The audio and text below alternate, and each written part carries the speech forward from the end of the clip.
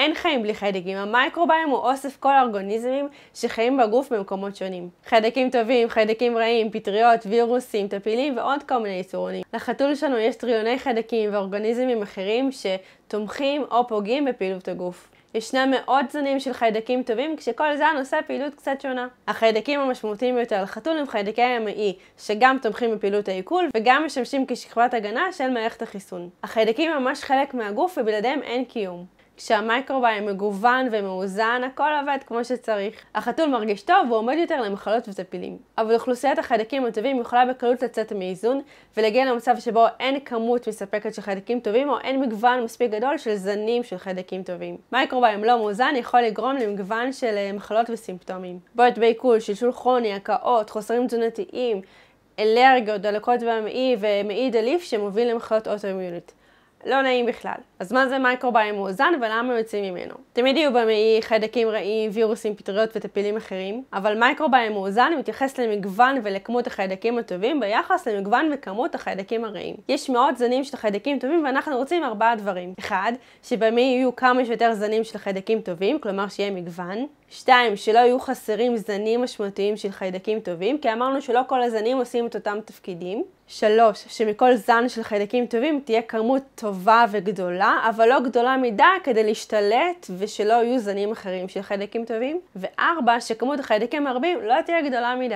סוג האוכל שהחתול אוכל, אנטיביוטיקה ותרופות אחרות, גיל החתול, לחץ נפשי, כימיקלים בסביבת המגורים וחוסר פעילות גופנית הם הדברים שיכולים לגרום למייקרוביום לצאת מאיזון. יש לנו כמה כלים שעוזרים לשמור את אוכלוסיית החיידקים הטובים גדולה ומגוונת. הכלי הראשון הוא כמובן תזונה. חיידקים הם יצורים בעלי תא אחד, וכמו כל היצורים הם צריכים אוכל כדי להתקיים. כל זן חיידקי אוהב אוכל אחר, כך שמה שהחתול אוכל משפיע על החיידקים שישגשגו בו. החתול התפתח במשך מיליוני שנים לאכול תזונה קרניבורית, ולכן בשר ומעט צמחים שמכילים סיבים תזונתיים הם האוכל המועדף על החיידקים הטובים האופטימליים עבור החתול. לעומת זאת, אוכל שעשיר בפחמימות יגרום לחיידקים הרעים שאוהבים לאכול סוכר להתרבות ולהשתלט על המעי. ככל שהצמחים והערכות שהחתול אוכל יהיו מגוונים יותר, הם יצמחו במגוון גדול יותר של זנים של חיידקים טובים, כי בכל צמח יש חומרים וסיבים תזונתיים קצת שונים שמאכילים סוג אחר של זן חיידקי. הכלי השני שלנו למייקרוביום מגוון ומאוזן הוא מינימום אנטיביוטיקה. אנטיביוטיקה היא תרופה חשובה ומצילת חיים, אבל היא לא דרושה לכל מחלה או דלקת. לעתים קרובות חתולים מקבלים אנטיביוטיקה גם כשאפשר לטפל בהם עם תרופות קלות יותר, עם פרוביוטיקה או עם טיפול טבעי. לפעמים חתולים מקבלים אנטיביוטיקה גם כשהווטרינר לא יודע בוודאות שמדובר בזיהום חיידקי. אנטיביוטיקה משמידה חיידקים ולא וירוסים, לכן אם מדובר בזיהום ויראלי,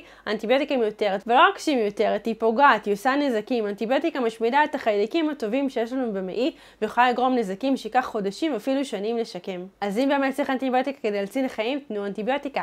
אבל תהיו פתוחים גם לאפשרויות טיפול נוספות. הכלי השלישי שלנו פרוביוטיקה, וזה כלי שהוא קצת נתון בסימן שאלה. פרוביוטיקה היא תוסף תזונתי של חיידקים טובים חיים שאפשר להוסיף לאוכל כדי להשאיר את אוכלוסיית החיידקים הטובים במעי. יש פרוביוטיקה ייעודית לחתולים או לחתולים וכלבים שאפשר פשוט להוסיף על האוכל. בפרוביוטיקה יש בין 5 ל-15 זנים של חיידקים טובים, כאשר במעי יש מאות זנים של חיידקים טובים. המטרה היא גיוון ולא השתלטות מוחלטת של הזנים של החיידקים הטובים שיש בפרוביוטיקה על הזנים אחרים שכבר יש במעי. לכן אם נותנים פרוביוטיקה, אנחנו לא נותנים אותה לתקופות ממושכות, אלא עושים הפסקות או נותנים תקופות מסוימות, וגם אפשר לגוון בין סוגי הפרוביוטיקות השונות, כי בכל אחת יש זנים קצת אחרים. יש אי הסכמה לגבי היעילות של פרוביוטיקה, כי הקיבה של החתול היא מאוד מאוד חומצית, והמטרה שלה היא להשמיד חיידקים, להשמיד פולשים שמגיעים לגוף של החתול, והיא משמידה גם חיידקים טובים.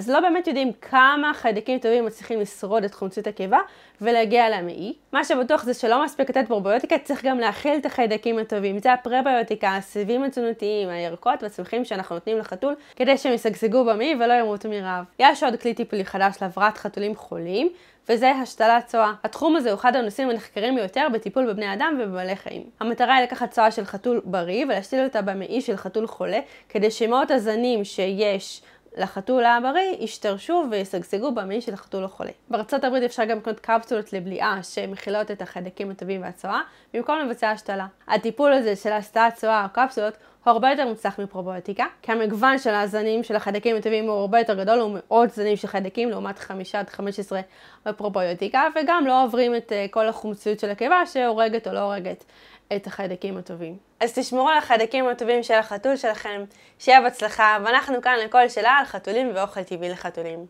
אם אהבתם את הסרטון, עשו לו לייק, רשמו לערוץ שלנו כדי לקבל עוד תכנים על חתולים ואוכל טבעי לחתולים.